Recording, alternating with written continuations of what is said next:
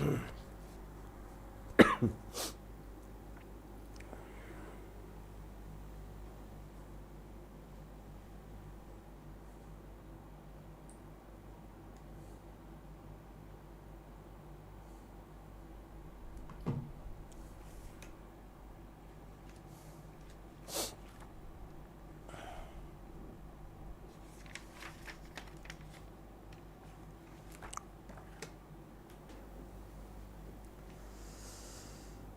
Learners, आप सभी को मेरा नमस्कार। मैं ब्रज किशोर मिश्रा आप सभी का लीगल मेंटोर हार्दिक स्वागत है आप सभी का बेसिक शिक्षा के यूट्यूब चैनल पे।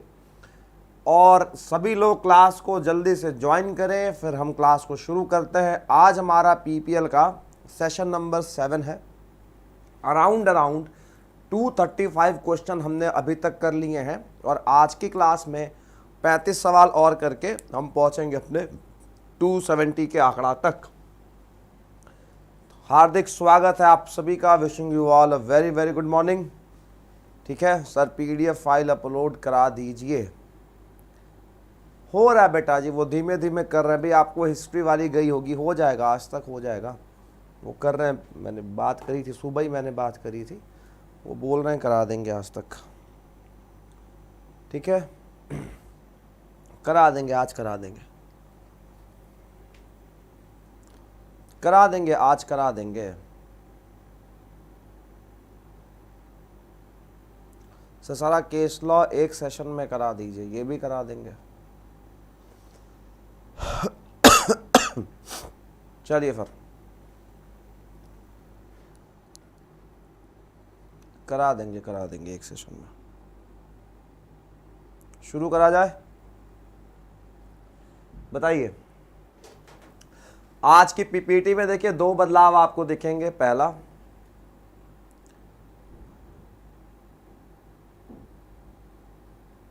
सत्यनारायण वर्मा जी इंटरनेशनल कॉन्टेक्स्ट नहीं हुआ है।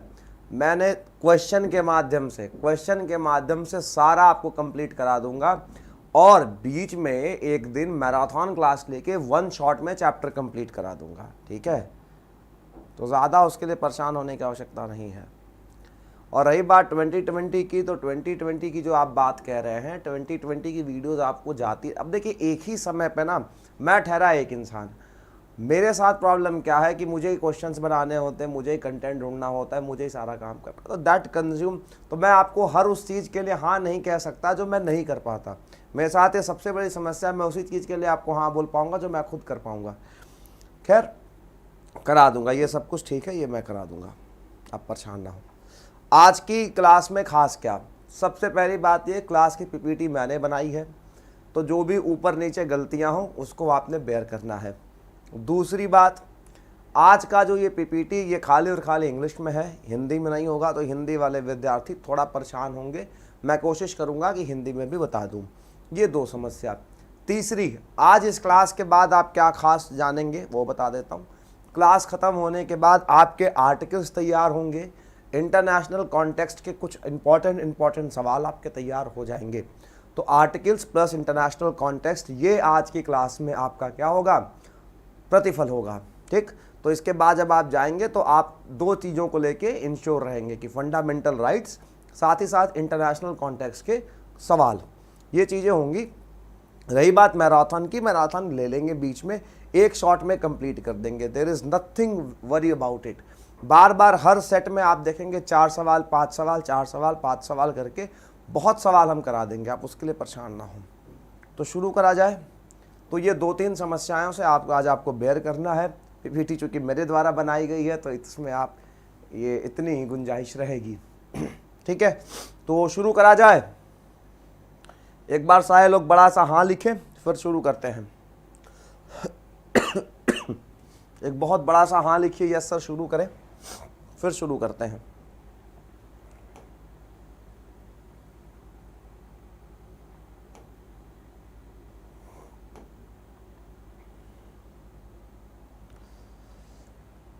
चलिए जी, पहला सवाल आपके स्क्रीन पे ये लिखा है, विच ऑफ दी, सबको गुड मॉर्निंग, सबको गुड मॉर्निंग सर। पहला सवाल लिखा है, which of the following is not a part of article 20। दिए गए में से कौन सा आर्टिकल 20 का पार्ट नहीं है। Which of the following is not a part of article 20। Article 20 का कौन सा पार्ट नहीं है? तो देखिए, any person who is convicted of an crime should not receive a penalty greater than, ठीक है, ये तो बिल्कुल सही बात है, ये तो आर्टिकल 20 में लिखा हुआ है। No person shall be prosecuted and punish for same offence, double jeopardy, ये भी लिखा हुआ है। The arrested and the detain person have right to consult, ये गलत बात है, ये आर्टिकल 22 का विषय है, ये 22 का है, ठीक है, और ये भी लिखा है इसका, तो गलत कौन सा है? 3, ठीक है। चलिए, इतनी बात क्लियर है। ओके देन, आज की क्लास का सवाल संख्या 2, सवाल संख्या क्या कहता है, ध्यान से सुन लेंगे। सवाल कहता है, no one can be detained in a custody without providing grounds for arrest. ये किस आर्टिकल में लिखा गया है? मतलब आप किसी व्यक्ति को डिटेन नहीं कर सकते हैं, आप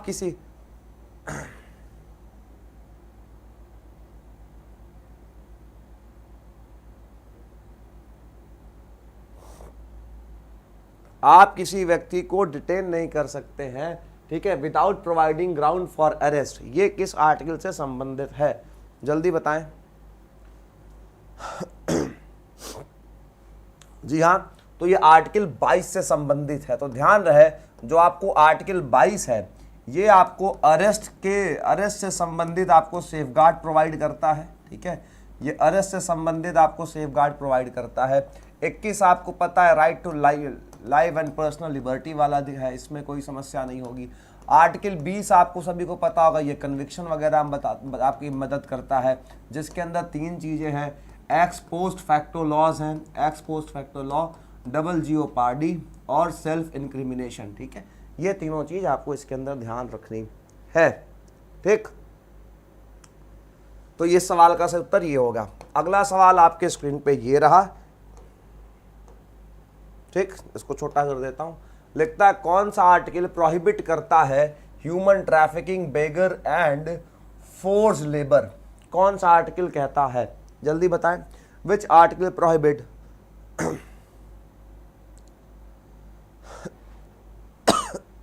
विच आर्टिकल प्रोहिबिट, ये बताएं। क्लियर नहीं दिख रहा होगा।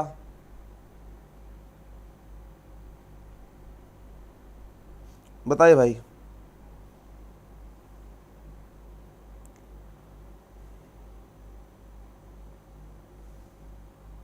बताइए।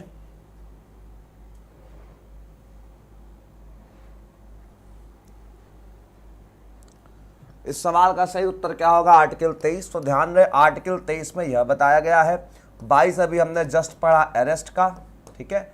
21 में पढ़ा साहब जीने का अधिकार हमारे पास होगा, और 20 के अंदर कन्विक्शन वाला है, ठीक है। तो आर्टिकल 23, ओके। अगला सवाल आज की क्लास का ये रहा, ठीक है। आज की क्लास का अगला सवाल ये सवाल क्या कहता है, ध्यान से देख लें। ये सवाल कहता है विच आर्टिकल प्रोहिबिट, कौन सा आर्टिकल प्रोहिबिट करता है employment of children below the age of 14 साल। 14 साल से कम उम्र के बच्चे को आप फैक्ट्रीज, माइनिंग या किसी और खतरनाक रोजगारों में नहीं लगा सकते हैं, ठीक है। जल्दी बताएं। आज की क्लास में आप सारे आर्टिकल जैसे ही कंप्लीट हम कर ले जाएंगे। उसके बाद फिर कल से या परसों से आपको पैराग्राफ और स्टेटमेंट वाले क्वेश्चंस मिलेंगे, तो ठीक है जी। तो इस सवाल का सही उत्तर हो जाएगा आर्टिकल 24। तो ध्यान रहे, 24 के अंदर बताया गया है बच्चों से, ठीक है। 24 का संबंध तो बच्चों से है कि 14 साल से कम बच्चों को आप किसी खतरनाक जगहों पे काम नहीं करा सकते हैं, ठीक है। तो 23 और 24 में कंफ्यूजन मत करिएगा। याद करिएगा कि 23 में सबसे पहले ह्यूमन आया होगा, ठीक है, और ह्यूमन के बाद 24 में आए होंगे क्या, 24 में आपके चिल्ड्रन। पहले ह्यूमन आएगा तो चिल्ड्रन आए होंगे, ठीक है। तो इस तरीके से याद कर लेंगे। 23 के अंदर 24 है, 23 और 24, ठीक है। ओके, आगे बढ़े तो इस सवाल का उत्तर हो जाएगा आर्टिकल 24। आज की क्लास का अगला सवाल वो क्या कहता है, ध्यान से देख ले। सवाल कहता है, कौन सा आर्टिकल प्रोवाइड करता है कि हर व्यक्ति के पास, सबके पास right to freedom of conscience होगा, ठीक है। ईश्वर से बात करना, किस आप ईश्वर को मानते हैं, यह आपके पास अधिकार होगा। साथ ही साथ प्रोफेस करना, दुनिया को बताना, प्रैक्टिस करना, साथ ही साथ प्रोपोगेट करना, दूसरों को भी कहना कि साहब ये धर्म है, इस धर्म का थॉट प्रोसेस ये है, ठीक है, प्रोपोगेट करना। लेकिन ध्यान रहे इन सारी चीज़ों में आप पब्लिक ऑर्डर, मोरालिटी और हेल्थ को डिस्टर्ब नहीं करेंगे। किस में लिखा गया है, जल्दी बताएं, किस में लिखा गया ये?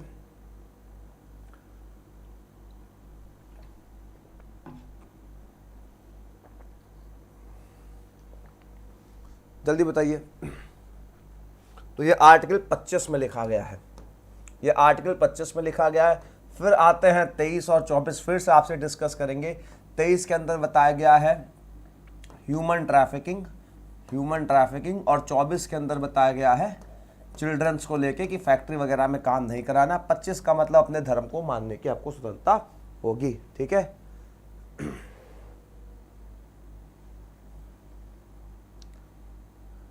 म्युनिसिपल एंड डोमेस्टिक लॉ में, म्युनिसिपल और डोमेस्टिक लॉ में कुछ विशेष अंतर ऐसा नहीं होता है। म्युनिसिपल लॉ जब आप इंटरनेशनल कॉन्टेक्स्ट में बात करते हैं तो म्युनिसिपल या डोमेस्टिक लॉ का मतलब होता है आपके देश का लॉ। जैसे हमारे यहाँ हमारा आईपीसी हमारे लिए क्या है, ये म्युनिसिपल या डोमेस्टिक लॉ है, ठीक है। Krishnachandra Mishra, since 24 years what is the crime of doing this? क्या लिखना चाह रहे हैं, क्या लिखना चाह रहा है, मैं समझ नहीं पा रहा। इस सवाल का सही उत्तर क्या होगा? आर्टिकल 25, ठीक। अगला सवाल, मैं मानता हूं लेकिन ऐसा नहीं है कि आपको एकदम दिखाई नहीं दे रहा होगा, मैं जूम वगैरह कर दे रहा, कुछ चीजें साफ साफ दिखाई दे रही होंगी। कहता है, ये लो मैंने यही लिख दिया इसको, यहां लिख लेना विच आर्टिकल प्रोवाइड्स,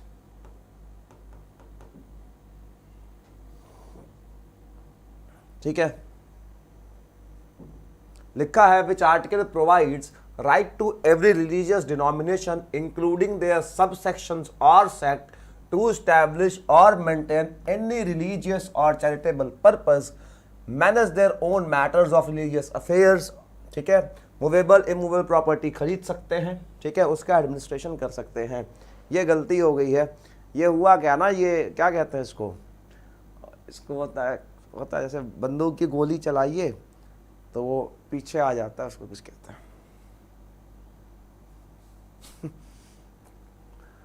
ठीक है, तो ध्यान रख लेंगे। चलिए यहीं पे एक टेस्ट आप दे के बताइए। चलिए भाई एक टेस्ट दीजिए, यहीं पे सारे बच्चा लोग टेस्ट देंगे। आर्टिकल 20 क्या है, आर्टिकल 22 क्या है, 23 क्या है, 24 क्या है, 25 क्या है और 26 क्या है, ठीक है। अब इनका आपको देना है, ये हमने डिस्कस कर लिया, ठीक है। इसको आपने डिस्कस कर लिया, मैंने यहां लिख दिया 20, 22, 23, 24, 25, 26, ठीक है। यहां तक क्लियर है,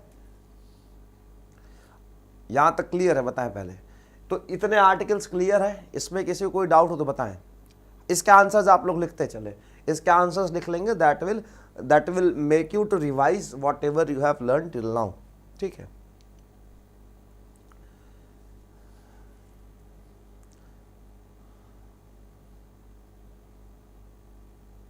ऐसे एक एक दो आर्टिकल्स लिख लें बस, और परेशानी नहीं होगी आपको। चलिए ठीक है बच्चा लोग, आज की क्लास का अगला सवाल आपके स्क्रीन पे ये रहा। इस बार देखिए गलती नहीं हुई है। सवाल कहता है कौन सा आर्टिकल प्रोहिबिट करता है किसी व्यक्ति को फोर्स करना, किसी व्यक्ति को फोर्स करिए कि वह कोई टैक्स पे करे और फिर उसको आप यूज करें किसी स्पेसिफिक, किसी एक धर्म के सेक्शंस के मेंटेनेंस या प्रमोशन के लिए, ठीक है। तो कौन सा आर्टिकल प्रोहिबिट करता है इन चीजों को, जल्दी बताएं। विच आर्टिकल प्रोहिबिट दिस, ठीक है, मैं समझ गया, आप लोगों ने पढ़ लिया। जल्दी बताएं। क्लियर, इसका उत्तर जल्दी जल्दी करें। ये कहां पे बताया गया और क्या सिस्टम है इसका। आर्टिकल 27, जी हाँ, ये याद कर लेंगे। अब देखिए यहीं पे फटाफट इसको याद करने की कोशिश करेंगे। याद कैसे करेंगे, ध्यान से समझिएगा क्या लिखा हुआ है। जो आर्टिकल 25 आपको बेटा जी अधिकार देता है, ये 25 जो अधिकार देता है ये एक इंडिविजुअल को देता है, ठीक है, एक व्यक्ति विशेष को देता है कि जिस धर्म को मानना है, जैसे मानना है मान लीजिए, कोई परेशानी नहीं है, हमें कोई परेशानी नहीं है। आर्टिकल 26 क्या कहता है? 26 जो है ये ग्रुप राइट होती है, ठीक है, ये ग्रुप राइट होती है, ये एक इंडिविजुअल को नहीं दी जाती है, ये रिलीजियस डिनोमिनेशन को दी जाती है, सेक्ट को दी जाती है, सब सेक्ट को दी जाती है, ठीक है, कि आप अपने धर्म को क्या करिए, मैनेज करिए, प्रोपोगेट करिए, एडमिनिस्ट्रेट करिए, उस धर्म को मैनेज करते समय प्रॉपर्टी को खरीदिए, एक्वायर करिए। उसके बाद आर्टिकल 27 जो इसी का बड़ा भाई है, वो क्या कहता है कि साहब ये सब करते समय में कोई समस्या नहीं है, लेकिन ध्यान रखिएगा कि आप किसी को फोर्स नहीं करेंगे कोई टैक्स पे करने के लिए, वह टैक्स आप किसी स्पेसिफिक धर्म में इस्तेमाल नहीं करेंगे, ठीक है। तो इस सवाल का उत्तर होगा 27। क्लियर है यहाँ तक? प्रोटॉन जी, आप आर्टिकल 27 लिख देंगे तो ठीक ही समझ में आएगा। आप ये 27 वगैरह लिख रहे हैं ना, थोड़ा परेशानी हो रहा है। ये 27, 29 अनुच्छेद कैसे लिख रहे हैं? क्लियर है यहाँ तक? यहाँ तक क्लियर है? बताइए। चलिए अगला सवाल ये है। अगला सवाल क्या कहता है कि जो रिलीजियस इंस्ट्रक्शंस होते हैं, जो religious instruction in educational institute that are wholly maintained out of state fund is prohibited by, ठीक है,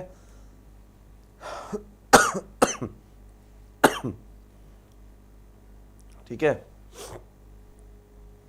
जो आपके ये जो ऐसे इंस्टीट्यूशंस होते हैं they are wholly maintained out of state fund, मतलब पूरा फंड उनको स्टेट से मिलता है। वहां पे कहता है कि साहब आप कोई रिलीजियस इंस्ट्रक्शन नहीं दे सकते। बेटा जी ध्यान रखिएगा, religious education is allowed but religious instructions पे रोक है। रिलीजियस एजुकेशन पे रोक नहीं है। शब्द देखेगा इंस्ट्रक्शन लिखा हुआ है, तो ध्यान रहे 28, ठीक है। इस सवाल का सही उत्तर क्या होगा? 28। फिर से नोट करिएगा, 25 के अंदर क्या बोला गया, 26 के अंदर क्या बोला गया, 27 के अंदर क्या बोला गया, 28 के अंदर क्या बोला गया। 25 में बोला गया कि एक व्यक्ति होगा, ठीक है, एक व्यक्ति होगा, अपने धर्म को माने, कोई समस्या नहीं। 26 बोला धर्म को ही मानना है, लेकिन व्यक्ति की जगह क्या आ जाएगा, एक समुदाय आ जाएगा, कोई समस्या नहीं। अब मानते समय जब ये आप अपने राइट को प्रैक्टिस कर रहे होंगे तो आप किसी को फोर्स नहीं करेंगे कि जो आप पैसा लीजिए, और किसी एक स्पेसिफिक धर्म पे आप नहीं करेंगे। और 28 कहता है कि आप क्या करेंगे, बहुत ध्यान से समझिए, ऐसे संस्थानें जो फंड लेती हैं स्टेट से कंप्लीटली, वह किसी प्रकार का रिलीजियस इंस्ट्रक्शन नहीं दे सकती हैं, ठीक है, कि साहब ये धर्म अच्छा है, इस धर्म की फिलॉसफी अच्छी है, आप इसको मानिए, मैं मानता हूं आप भी मानिए, ये सब नहीं करा जा सकता है, ठीक है। 28, ठीक। अभी और इसमें और भी चीजें हैं, आगे आगे देखते चलते हैं आगे। नेक्स्ट लिखा है फाइंड द इनकरेक्ट स्टेटमेंट। आपको गलत कथन बताना है।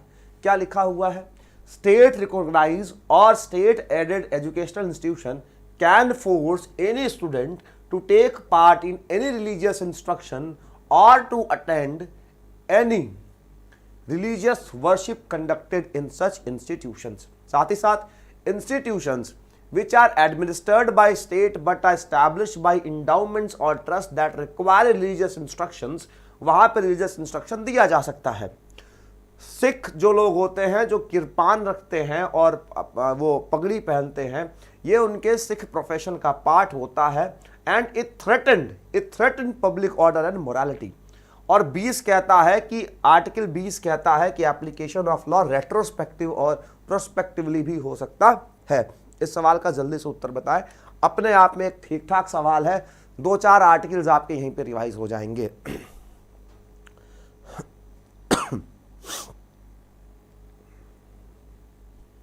देखिए, जो कंप्लीटली फंड लेते हैं स्टेट से, उसमें तो कोई इंस्ट्रक्शन नहीं दिया जा सकता है।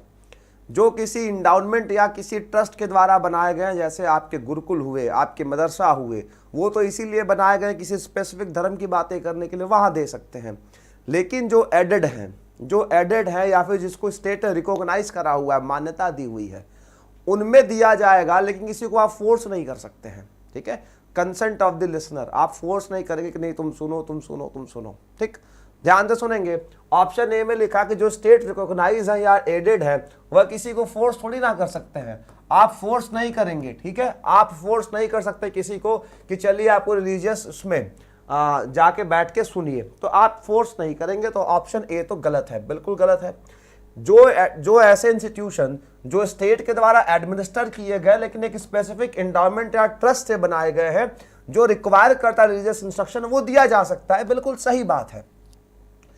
जो किरपान रखना है ये सिख प्रोफेशन, जो ये सिख है उसमें इनकी प्रैक्टिस है, ये रिलीजियस प्रैक्टिस है और ये पब्लिक मोरालिटी को थ्रेटन नहीं करती है, इट डजंट थ्रेटन, ठीक है, ये हमारे संविधान में भी रिकॉग्नाइज करा गया है। ये बात बिल्कुल गलत लिखी गई है यहाँ पे कि it threaten, it doesn't threaten, ठीक है।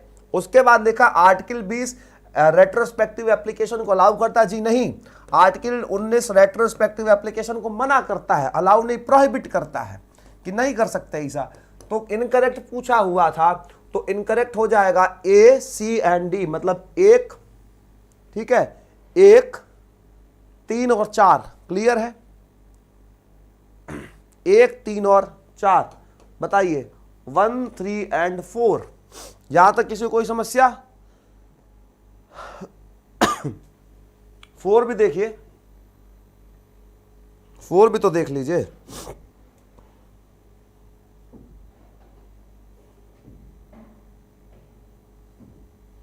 बताइए किसी को कोई समस्या इसमें? थोड़ी खांसी वगैरह है?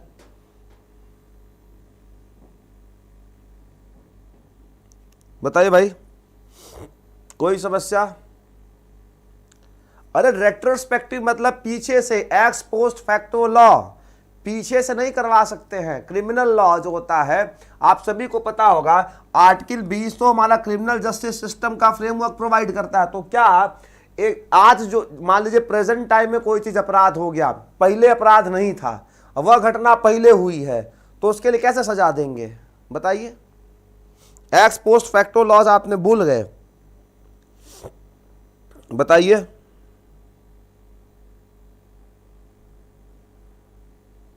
क्लियर है?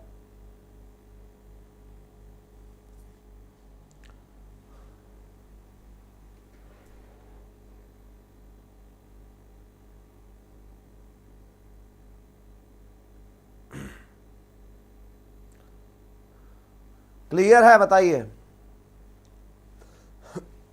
चलिए अगला सवाल आज की क्लास का ये रहा।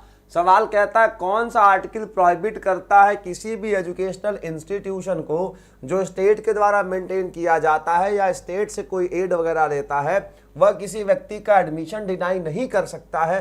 किस ग्राउंड पे? रिलीजन, रेस, कास्ट और लैंग्वेज, ठीक है, जल्दी से बताएं, जल्दी बताएं बेटा जी, किस आर्टिकल में लिखा गया है? देखिए आज खांसी जरा जरा आ रही है तो आप ज्यादा परेशान हो जाएंगे, ठीक है।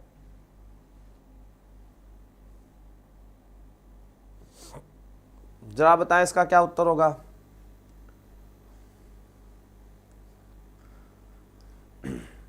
उनतीस नहीं है, इस सवाल का सही उत्तर होगा आर्टिकल 28, ठीक है, आर्टिकल 28।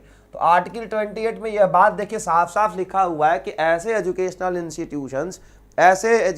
इंस्टीट्यूशन जो मेंटेन किए गए हैं स्टेट के द्वारा या फिर स्टेट से फंड लेते हैं या फिर क्या करते हैं, हाँ मतलब जो स्टेट के द्वारा मेंटेन किए जाते हैं या स्टेट से एड लेते हैं, वो क्या कर सकते हैं? वह किसी व्यक्ति का एडमिशन डिनाई नहीं कर सकते हैं, वह किसी व्यक्ति का एडमिशन डिनाई नहीं कर सकते। किस आधार पे? कि साहब आप किसी स्पेसिफिक धर्म के हो, आप किसी रेस के हो, किसी कास्ट के हो, किसी लैंग्वेज के हो। तो 28 में 28 दो तीन चीज कहता है कि आप कोई रिलीजियस इंस्ट्रक्शन भी नहीं दे सकते, साथ ही साथ यह भी कहता है कि कोई एजुकेशनल इंस्टीट्यूशन इन आधारों पे आपके साथ डिस्क्रिमिनेशन भी नहीं कर सकता है। तो 15 से आर्टिकल 15 से मिलता जुलता है, तो 15 एक क्या हो जाएगा? 15 एक जेनरिक टर्म हो जाएगा और ये लगभग उसके स्पेसीज जैसा है। क्लियर है? क्लियर है? ठीक, अगला सवाल आपके सामने ये रहा। ये सवाल क्या कहता है? कौन सा आर्टिकल माइनॉरिटीज को प्रोवाइड करता, माइनॉरिटी सेक्शंस को प्रोवाइड करता है कि जिनकी एक डिस्टिंक्ट लैंग्वेज हो, एक स्क्रिप्ट हो, एक कल्चर हो, आप उसको कंजर्व करिए। जल्दी से बताएं।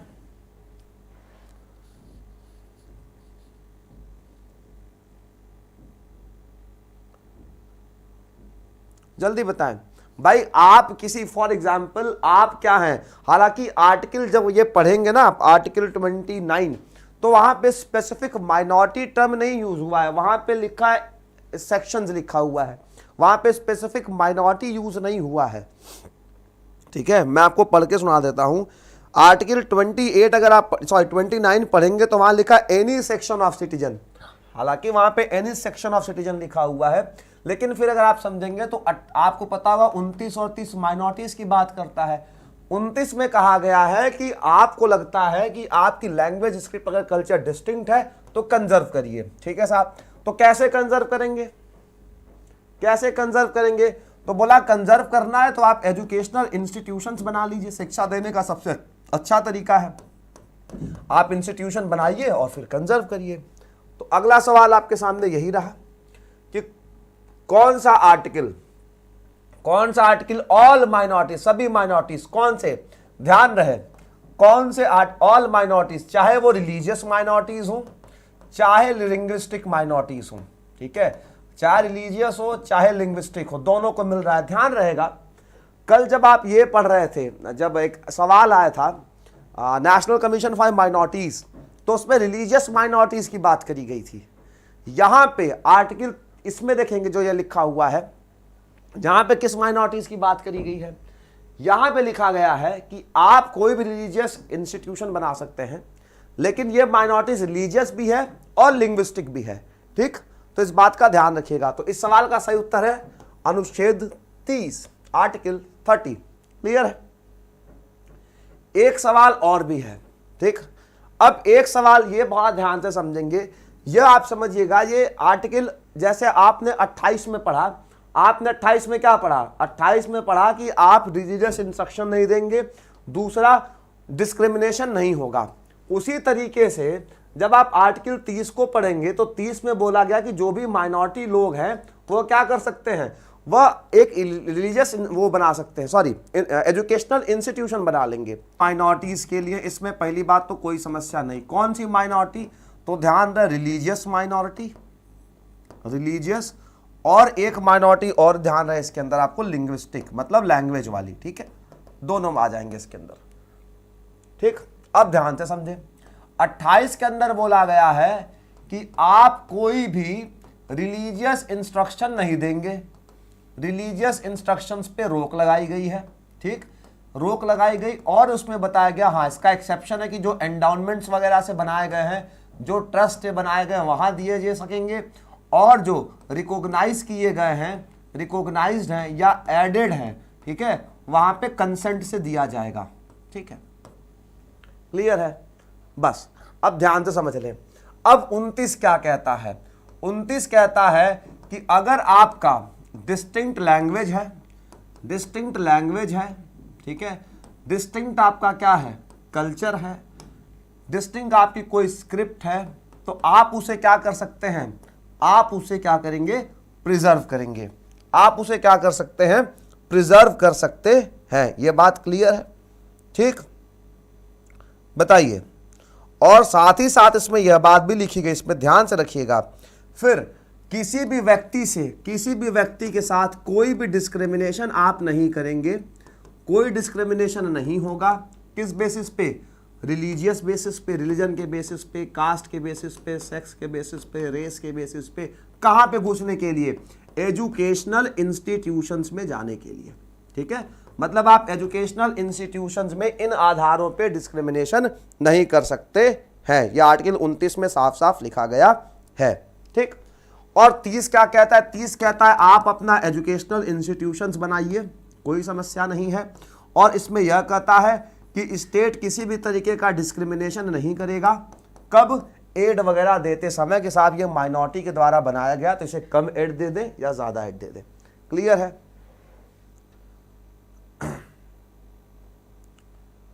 क्लियर है यहां तक?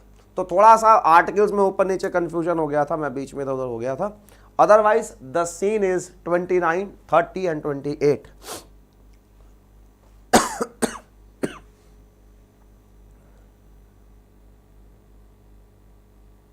आपसे पढ़ते टाइम लगता है जैसे रियल एडवोकेट से पढ़ रहे हैं। जी धन्यवाद। ठीक है, यहां तक क्लियर है किसी को? यहां तक किसी को कोई डाउट है तो बता दें, फिर आज के बाद ये डाउट बचना नहीं चाहिए, मैं आपसे बता दे रहा हूं, ये डाउट आज के बाद नहीं बचना चाहिए।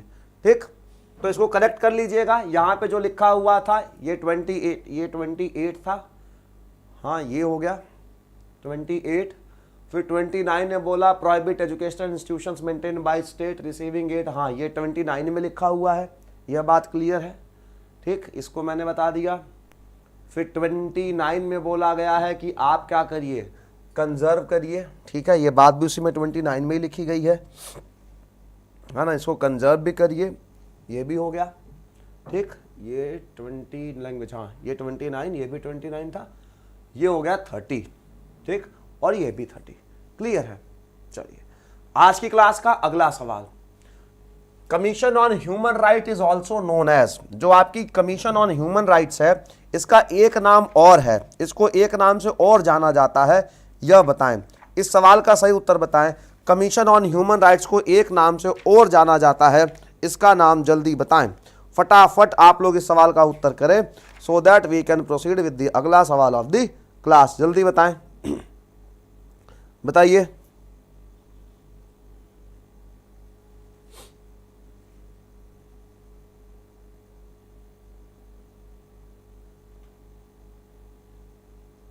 ये सवाल कुछ गड़बड़ हो गया है।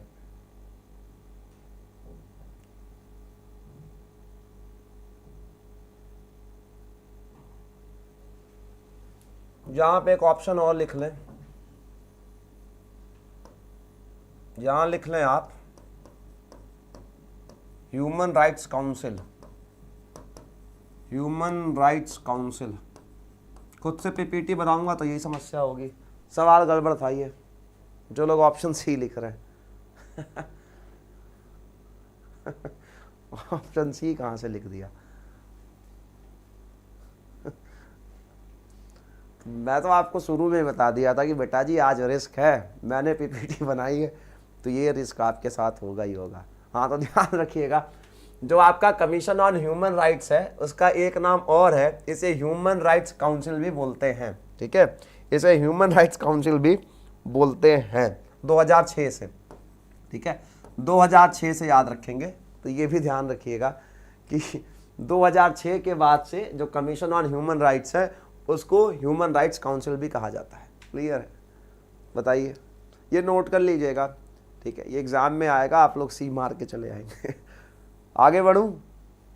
ठीक, आज की क्लास का अगला सवाल, विच अरेंजमेंट एम्फेसाइज, कौन सा अरेंजमेंट बोलता है कि जितने भी ह्यूमन राइट्स हैं ये यूनिवर्सल है, इंडिविजिबल हैं, इंटरडिपेंडेंट है और इंटर रिलेटेड है। 4 कन्वेंशन आपके सामने लिखे हुए हैं। ठीक है, जल्दी बताएं सवाल का सही उत्तर।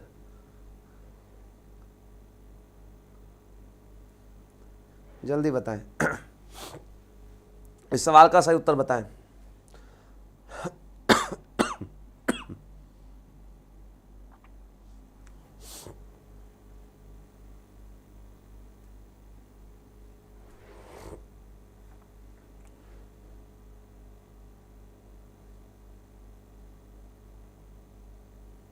सी नहीं, किसी का सही नहीं है, किसी का सही नहीं है किसी का सही नहीं है। नोट कर लीजिएगा, इसका ऑप्शन डी होगा। The Vienna declaration and programme of action 1993 का इसने क्या बोला? इसने बोला साहब जितने भी ह्यूमन राइट्स हैं दीज आर यूनिवर्सल, सारे लोगों के लिए हैं, इंडिविजिबल, इनका डिवीजन नहीं हो सकता है। ठीक है, उसके बाद लिखा इंटरडिपेंडेंट, इंटरडिपेंडेंट एक दूसरे के ऊपर डिपेंडेंट है और इंटर रिलेटेड है। ठीक है सर, ऐप पे क्लास चलेगी बेटा जी, तबीयत थोड़ी ठीक नहीं है, अदरवाइज क्लास देखता हूँ, ऐप पे आज ले ही लूंगा। ठीक, तो इस सवाल का सही उत्तर होगा 5, ठीक है, रट्टा मार लीजिएगा जहां भी याद कर रहे होंगे, ठीक है। आगे बढ़ा जाए, आगे बढ़ा जाए। चलिए आज की क्लास का अगला सवाल, किस अरेंजमेंट के बाद, किस अरेंजमेंट के कारण, किस कन्वेंशन के कारण होता क्या है कि यूएन हाई कमिश्नर की पोस्ट बनाई जाती है ह्यूमन राइट्स के लिए, जो इस बात के लिए रिस्पॉन्सिबल होगा कि यूनाइटेड नेशंस की ह्यूमन राइट एक्टिविटीज कैसे चलती हैं, ठीक। तो विच अरेंजमेंट, किस अरेंजमेंट के बाद, which arrangement leads to creation of the post of united nation high commissioner for human rights, जल्दी बताएं, क्लियर, जल्दी बताइए, जल्दी बताएं।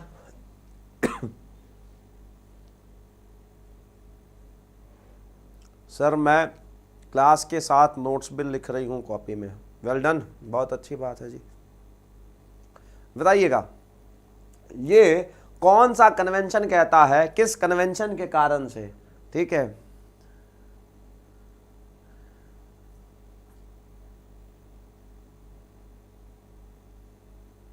देखिए मेरे पास कोई मशीन होती ना जिससे मैं आपके यहां से दांत तोड़ सकता था, तो मैं यहीं से बैठे बैठे आपके दांतें तोड़ देता, लेकिन अब यहाँ पे चूंकि मशीन है नहीं मेरे पास, वरना मैं यही दांत तोड़ देता आपका।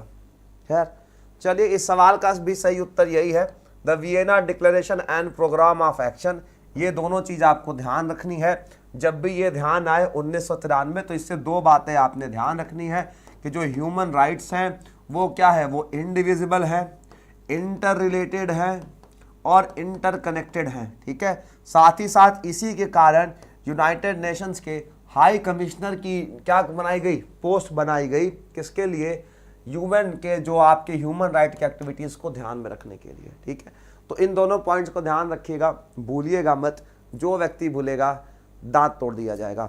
अगला सवाल आपके स्क्रीन पे ये दिखता हुआ, यह सवाल क्या कहता है कि कौन सा article international court of justice का जो स्टैच्यूट है, उस स्टैच्यूट के किस आर्टिकल में बोला गया है कि जो आईसीजे है ये एडवाइजरी ओपिनियन भी देती है। अरे सर एडवाइजरी ओपिनियन हमारे संविधान में कहाँ लिखा हुआ है? अरे सर संविधान में लिखा गया तो किस केस में लिखा गया है, जल्दी से बता दें, ठीक है।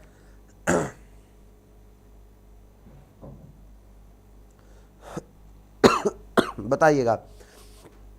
देखिए अब आपने 3-4 चीज समझ ली कि जो यहाँ पे शब्द लिखा है Vienna declaration and programme of action, इसका दो बातों से संबंध है, यूनाइटेड नेशंस के ह्यूमन राइट के जो ये आपके हाई कमीशन है, कमिश्नर है, उसकी पोस्ट के साथ साथ कि जो ह्यूमन राइट है इंडिविजुअल होती, उसके साथ आपको ध्यान रखना है। अब भारतीय संविधान का तो अनुच्छेद आपने बता दिया 143, और केस आप बता देंगे, केस भी बता दीजिए भाई, केस भी बता दीजिए।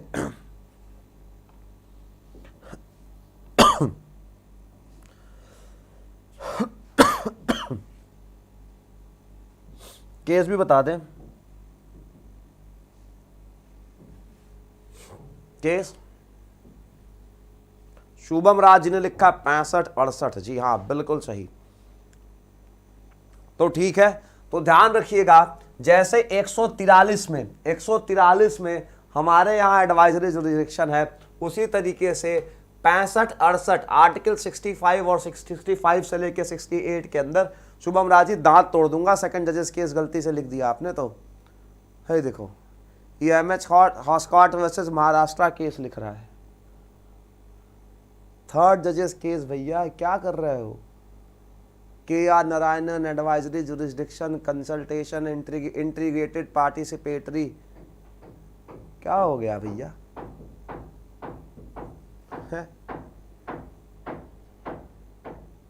यही सब एग्जाम में गलत वलत करके आएंगे आप लोग, ठीक है। तो 65 से 68 आर्टिकल 65 to 68 किसका, जो आईसीजे का स्टैच्यूट है वहां पे बताया गया है कि इसका एडवाइजरी ओपिनियन होता है, ठीक।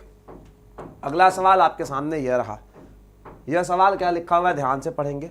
सवाल लिखता है क्या कि आपको बताना है कि कौन सा कथन गलत है, which of the following is incorrect statement, which of the following is a incorrect statement, ठीक है। ध्यान से समझेंगे। लिखा हुआ है कि municipal law can serve as a defence to a breach of international law, which means you can use a domestic law to justify the breach of international one. पता नहीं, यूनाइटेड नेशंस में पोजीशन ये है कि जो customary international law होते हैं ये फेडरल लॉ होते हैं, और अगर जो फेडरल कोर्ट्स हैं यूएस के अगर इसको डिटरमाइन करती हैं binding, then it's binding on the state court also. मतलब वहां के अगर फेडरल कोर्ट ने मान लिया कि ये उनके ऊपर बाइंडिंग है तो स्टेट कोर्ट्स के ऊपर भी बाइंडिंग होगा। ठीक है, उसके बाद क्या लिखा है, in the case of Sheela Barse versus secretary children's aid society, supreme court ने बोला कि इंडिया ने रेटिफाई किया हुआ है convention regarding the protection of children and it placed an obligation on the state. ठीक है, और in case of Vishakha versus state of Rajasthan, court ने बोला कोई ट्रीटी या इंटरनेशनल अग्रीमेंट अगर सिटीजनों के अधिकारों को रिस्ट्रिक्ट करता है तो उसके लिए एक लेजिस्लेटिव मेजर की आवश्यकता होगी। ठीक है, जल्दी बताएं इस सवाल का सही विकल्प। इसमें तो दो सवाल कल ही आपने डिस्कस किया हुआ, ये आखिरी के दो ऑप्शंस आपने कल ही डिस्कस किया हुआ था। शुरू का पहला ऑप्शन आप देख के समझ जाएंगे, बीच वाला ऑप्शन आपने पहली बार देखा, तो मैंने कंक्लूजन बता दिया कि अगर फेडरल कोर्ट रिकॉग्नाइज कर लिया इंटरनेशनल कस्टमरी लॉ को यूएस के अंदर तो स्टेट्स वाले मानेंगे। यह बात बिल्कुल सही लिखी हुई है, इस बात में कोई दो राय नहीं है, बिल्कुल सही बात लिखी गई है। दूसरी बात, जो म्युनिसिपल लॉ है ये कभी भी डिफेंस नहीं हो सकता है कि आप इंटरनेशनल लॉ को ब्रीच कर सकें। म्युनिसिपल लॉ के नाम पे आप इंटरनेशनल लॉ को ब्रीच नहीं कर सकते हैं, तो यह विकल्प तो हो जाएगा गलत। साथ ही साथ ये शीला वर्सेस सेक्रेटरी वाला जो केस लिखा हुआ है इसमें सही से ये बात, ये चिल्ड्रन मैंने आपको बताया था कि यहाँ चिल्ड्रन और यहाँ चिल्ड्रन पकड़ के कर सकते हैं, तो यह बात तो बिल्कुल सही लिखी, इसमें कोई कमी नहीं है। उसके बाद जो ये लिखा हुआ इन the case of Vishakha versus state of Rajasthan, court ने यह बात बोली गई थी, ध्यान रहे ये इस केस में नहीं बोली गई थी, ये मगन भाई पटेल वाले केस में यह बात बोली गई थी। यह जो स्टेटमेंट लिखी गई है ये मगन भाई पटेल वाले केस की स्टेटमेंट लिखी गई है। Vishakha versus state of Rajasthan का होता था कि वर्क प्लेस पे सेक्सुअल हरासमेंट को लेके इसका संबंध था, तो ये भी हो जाएगा गलत। ठीक, आज की क्लास का अगला सवाल, किस केस में बोला गया था कि Indian court use the provisions of convention on elimination of all forms of discrimination against women and reiterate the obligation regarding sexual harassment, किस केस में बोला गया था? जल्दी बताएं, क्विक।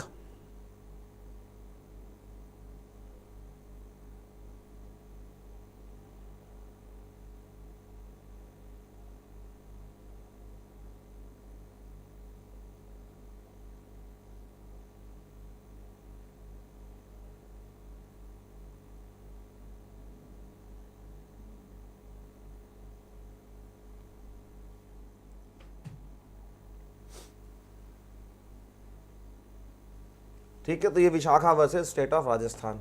अगला सवाल, ठीक है,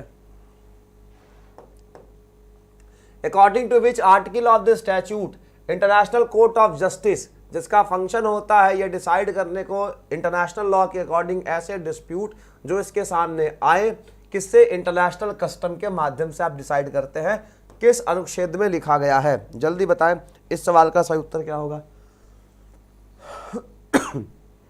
सवाल जब ये क्लास वाइंड अप होगी तो आखिरी में हम फंडामेंटल राइट्स को फिर धीमे धीमे डिस्कस कर लेंगे, परेशान एकदम नहीं होना है।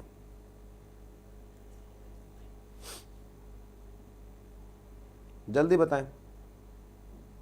38, जी हाँ 38, बहुत उम्दा, गुड। चलिए 38 इस सवाल का सही विकल्प।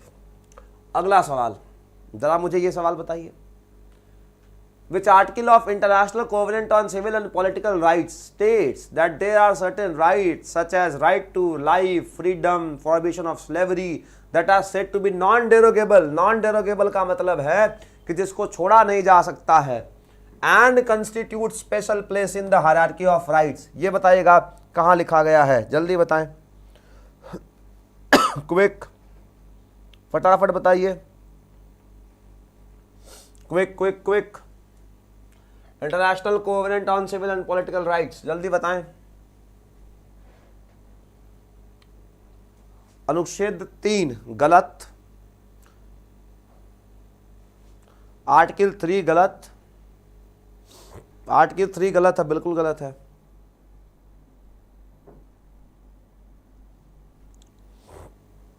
जी हाँ, आर्टिकल 4 याद करिएगा, जो आपका international covenant on civil and political rights है, इसके अनुच्छेद 4 में यह बात बोली गई है। तो दीज आर स्पेसिफिक राइट्स, ये ध्यान रख लेने आपने। ओके देन, आज की क्लास का अगला सवाल, आज की क्लास का अगला सवाल ये है कि इंडिया ने किस कन्वेंशन को 1976 में क्या किया था, रेटिफाई किया था।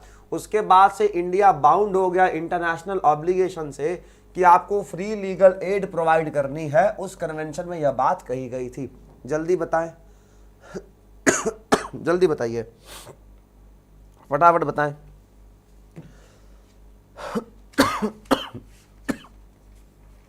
बताइए भाई, सवाल का सही उत्तर क्या होगा?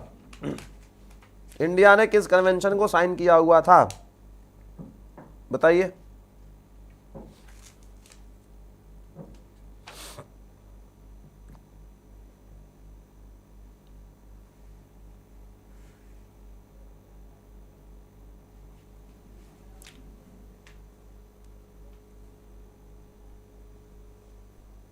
जी हाँ, तो ध्यान रखिएगा, ये बड़ा ज़रूरी सवाल है, ये इंपॉर्टेंट सवाल है कि जो international covenant on civil and political rights 1976 वाला, ठीक है, 1976 वाला, इसने ही इंडिया को बोला था फ्री लीगल एड पे काम वाम करिएगा भैया। ठीक है, इसमें बोला कि फ्री लीगल एड पे काम वाम करिएगा कि नहीं करिएगा। ठीक, तो इस सवाल का सही उत्तर हो जाएगा ये, international covenant on civil and political rights. ठीक, चलिए आज की क्लास का अगला सवाल, अगला सवाल आपके सामने यह लिखा हुआ है कि विच आर्टिकल ऑफ द यूडीएचआर के किस अनुच्छेद में यह देता है कि सारे व्यक्तियों के पास everyone has right to an effective remedy for competent national tribunal for acts violating the fundamental right जो आपको संविधान के द्वारा से दिया गया है।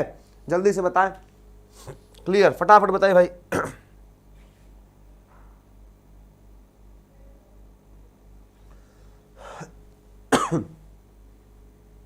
जल्दी बताएं।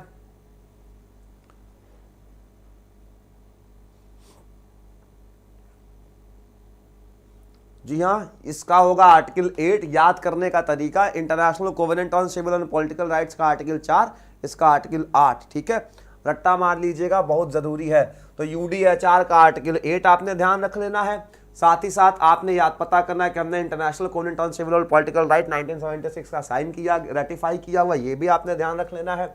उसके बाद ये ध्यान रखना कि जो इंटरनेशनल कोवेनेंट ऑन सिविल और पॉलिटिकल राइट्स के आर्टिकल 4 में बोला गया है कि इनको डेरोगेट नहीं किया जा सकता है, ये चीज़ें आपने ध्यान रख लेनी है। जरा सा अगला सवाल आप बता दें, किस केस के अंदर हमारे सुप्रीम कोर्ट ने यह बात बोली गई थी, the supreme court observed our judicature moulded by Anglo American models and our judicial system engineered by kind legal technology compel the collaboration of what lawyers power steering the wheels of equal justice under the law. Free legal aid का है, जल्दी बता दें, जल्दी बताइए भाई, इस सवाल का सही उत्तर क्या होगा? क्विक क्विक क्विक, जल्दी बताएं।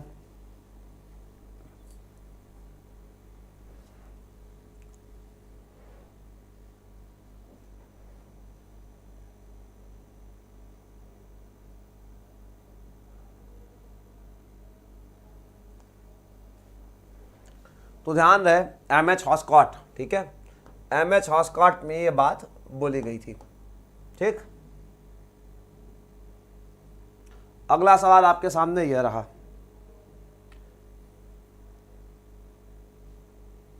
देखिए, किस रिपोर्ट ने बताया था, किस रिपोर्ट ने बताया था कि आपको फ्री लीगल एड प्रोवाइड करना है पुअर्स को बाय द स्टेट।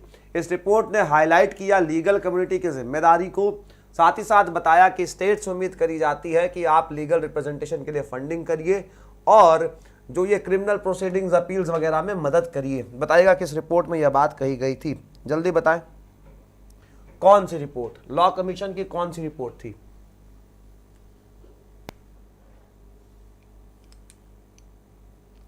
जल्दी बताएं, क्विक।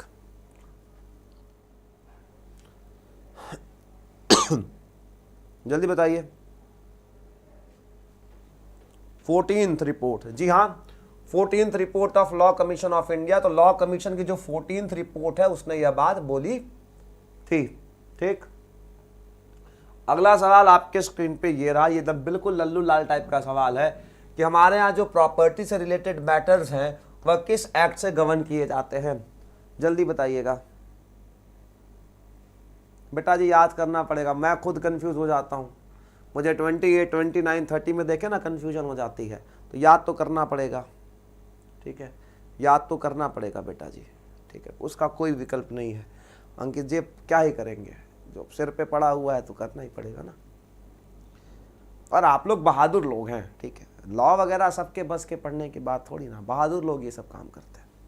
ठीक है, तो transfer of property act of 1882 ये सब बहादुर लोग करते हैं, और ये छोटी छोटी चीज़ों को देख के बहादुर लोग नहीं डरते। जल्दी बताइए, मूवेबल प्रॉपर्टी का ट्रांसफर किससे गवर्न किया जाता है? मूवेबल प्रॉपर्टी का ट्रांसफर किससे गवर्न किया जाएगा? जल्दी बताएं। मूवेबल प्रॉपर्टी का ट्रांसफर किससे गवर्न किया जाएगा? बताइए भाई।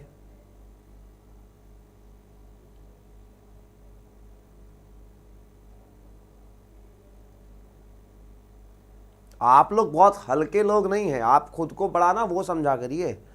अब आप आने वाले समय में जो बात लोग बोलेंगे, जो आने वाले समय में जो बात आप लोगों से बोलेंगे, दुनिया उसकी वैल्यू करेगी कि अरे कानून जानता है ना। तो हल्के में यू आर वेरी स्पेशल, खुद में आप बिलीफ रखिए, फेथ रखिए। आपको ही याद करना है, कल को आप सुप्रीम कोर्ट में बहस करेंगे, हाई कोर्ट में आर्गुमेंट करेंगे, डिस्ट्रिक्ट कोर्ट में किसी की जिंदगी को आप बचाएंगे। समझ रहे हैं? तो इतना हल्के में नहीं सोचते कि ये नहीं है, ये छोटी छोटी चीज़ है, छोटी चीज़ों से नहीं डरना, अभी पूरी जिंदगी बची हुई है। ठीक, चलिए, तो इस सवाल का सही उत्तर होगा सेल्स ऑफ गुड्स एक्ट। ठीक है, ये सवाल का सही उत्तर हो जाएगा। अगला सवाल आपके सामने यह रहा, आपको इसके अंदर बताना है करेक्ट स्टेटमेंट। दिए गए कथनों में से आपको करेक्ट स्टेटमेंट बताना है, जल्दी से बता दें।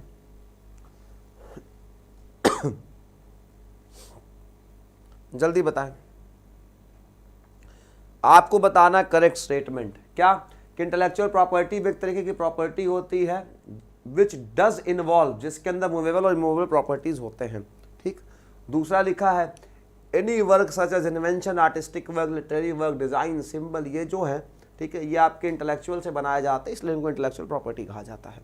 ठीक, इंटेलेक्चुअल प्रॉपर्टी को कानून के द्वारा प्रोटेक्ट किया जा सकता है, आप बताएंगे, और ये ट्रेडमार्क वगैरह इंटेलेक्चुअल प्रॉपर्टी के एग्जाम्पल्स हैं। जल्दी बताएं। देखिएगा, इसमें करेक्ट स्टेटमेंट बताना है, ध्यान से रहे कि इंटेलेक्चुअल प्रॉपर्टी के अंदर मूवेबल इमूवेबल नहीं होता है। ठीक है, ये वाला ऑप्शन तो बिल्कुल सही है, ये वाला ऑप्शन बिल्कुल सही, ये ऑप्शन सही है। इंटेलेक्चुअल प्रॉपर्टी एक तरीके की प्रॉपर्टी होती है which does involve movable immovable. नहीं, क्या बात कर रहे हैं, इसमें मूवेबल इमूवेबल नहीं होता है, विच डज नॉट इन्वॉल्व बेटा जी, विच डज नॉट इन्वॉल्व। कार इंटेलेक्चुअल प्रॉपर्टी है, क्या बात कर रही हैं, कार आपकी मूवेबल प्रॉपर्टी है बेटा जी। कार कैसे इंटेलेक्चुअल प्रॉपर्टी होगी? कार के पीछे बनाने में जो साइंस लगी होगी वो हो सकता है आपका पेटेंटेड हो, कार को बनाने में जो डिजाइन होगी वो हो सकता है आपका होगा। दिमाग आप लोग घर पे छोड़ के आते हैं ना, दुख होता है मुझे इस बात का, पता नहीं क्यों। अगला सवाल बताइए, dash can even recommend the government to create special court to decide the cases arising out of dash and dash. जल्दी बताएं इसका सही विकल्प क्या होगा। इस सवाल का जल्दी से उत्तर बता दें, इस सवाल का सही उत्तर बताएं फटाफट।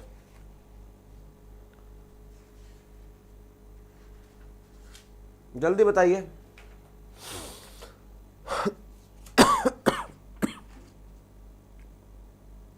बताइए भाई।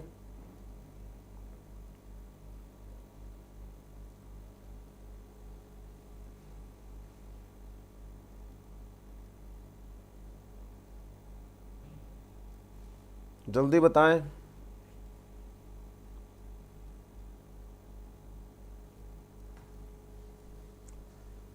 बी, बी का मतलब Lokpal can recommend the government to create 88। हाँ जी, ठीक है, गुड,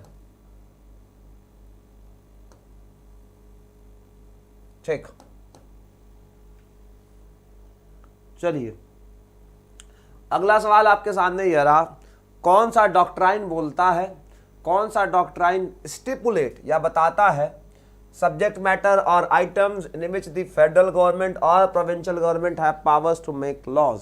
जल्दी बताएं। ठीक है, doctrine of division of power होगा, सेपरेशन ऑफ पावर होगा, बेसिक स्ट्रक्चर होगा, कौन सा होगा? जल्दी बताइए। 5-7 मिनट क्लासेस और लूंगा, फिर वाइंड अप हो जाएगा। क्वेश्चन 9, सर शीला वाले केस में अगर इंडिया में कोई रूल अप्लाई करने के लिए कंसेंट से हो जाता है, क्योंकि इंडिया भी वैसा ही रूल अप्लाई करना चाहता है।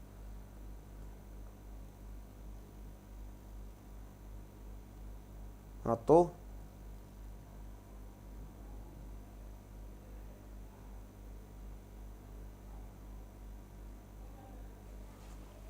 Doctrine of separation of power की डिवीजन ऑफ पावर बताइए।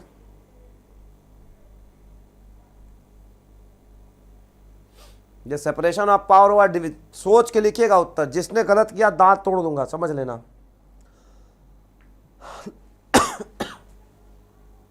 जिसने गलत किया दांत टूटेगा, समझ लो। जिस भी विद्यार्थी ने गलत किया दांत टूटना श्योर है आज। बताइए।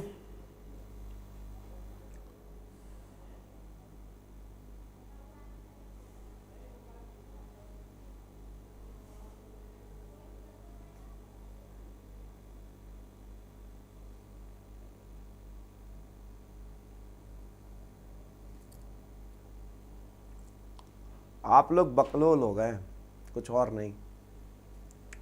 जरा मुझे बताइएगा, इधर एग्जीक्यूटिव है, इधर आपकी जुडिशरी कहीं बैठी हुई है, इधर लेजिस्लेचर है। ये तीनों चीज क्या है जरा बताएंगे? ये तीनों क्या है? अरे आशिफ मोहन जी 2 मिनट रुक जाइए यार, पहले 2 सेकंड रुक तो जाओ, डिस्कस कर रहा हूं। 2 सेकंड रुक जाइए, ये सवाल पे डिस्कस कर लेते हैं। रुक जाओ 2 सेकंड। जुडिशरी एक तरफ है, एग्जीक्यूटिव एक तरफ है, लेजिस्लेचर एक तरफ है। ये क्या है? ये सेपरेशन ऑफ पावर है कि डिवीजन ऑफ पावर है? जल्दी बताना। मैं दांत तोड़ दूंगा सबका, बता रहा हूं मैं आपको। एग्जीक्यूटिव एक तरफ है, जुडिशरी एक तरफ है, लेजिस्लेचर एक तरफ है। ये क्या है? This is separation of power या डिवीजन ऑफ पावर? बताइए। ये डिवीजन ऑफ पावर है। पुटान जी फेंक दूंगा, चले जाएंगे न्यूक्लियस के अंदर। ठीक है, कह रहा हूं फेंक दूंगा, चले जाएंगे न्यूक्लियस के अंदर।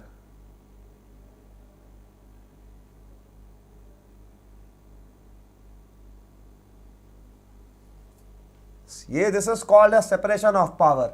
ये होता है इस तरीके से। और जब आप कहते हैं ये स्टेट का विषय है, ये विषय दोनों लोगों का है, यह विषय सेंटर का, this is called as division of power.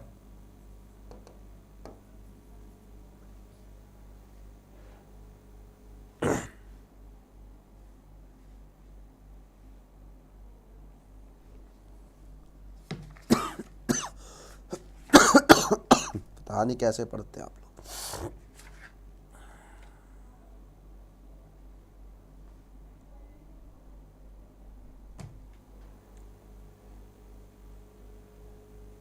Division of power.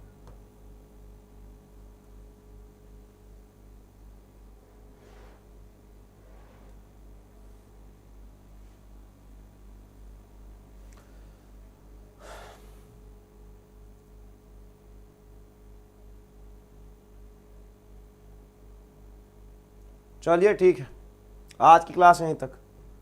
कल फिर मुलाकात होगी। ठीक है, कल फिर मुलाकात होगी। आज की क्लास यहीं तक, जब आप लोगों ने पढ़ना ही नहीं है, क्या ही कोई कहा है। ठीक, थैंक यू। जाने से पहले अगर आप कहेंगे तो मैं आपके साथ डिस्कस कर देता हूँ। आर्टिकल्स को लेके समस्या लगातार बनी है, आर्टिकल 29 को लेके और आर्टिकल 30 को लेके।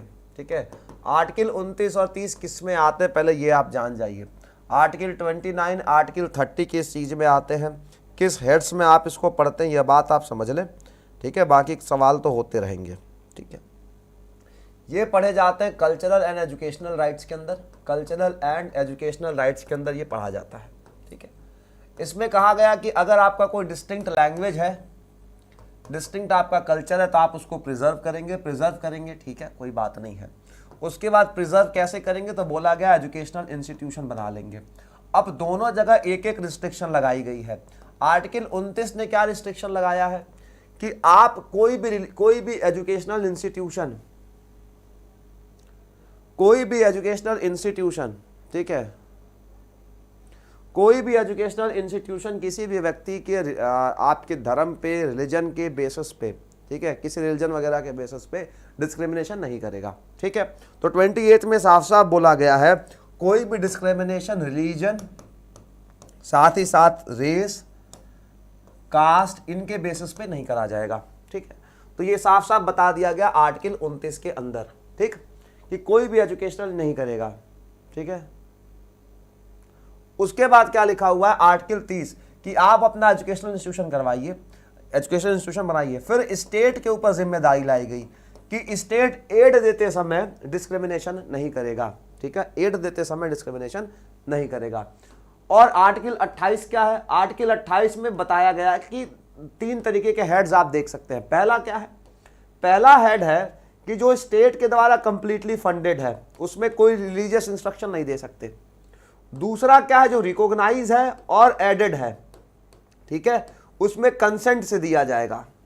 और जो तीसरा है, जो ट्रस्ट या इंडाउमेंट से बना हुआ है, उसमें दिया जा सकता है, ठीक है, क्लियर है। तो ये 29 हो गया, ये 30 हो गया और ये 28 हो गया। ध्यान रखें 29 में बोला गया है कि कोई भी एजुकेशनल इंस्टीट्यूशन इन आधार पे शिक्षा में डिस्क्रिमिनेशन नहीं करेगी, ठीक। और 30 कहता है कि साहब आप फंड देते समय इस बात पे डिस्क्रिमिनेशन नहीं करेंगे कि यह मैनेज किया जाता है किसी माइनॉरिटी के द्वारा। क्लियर है, बताइए क्लियर है यहां तक?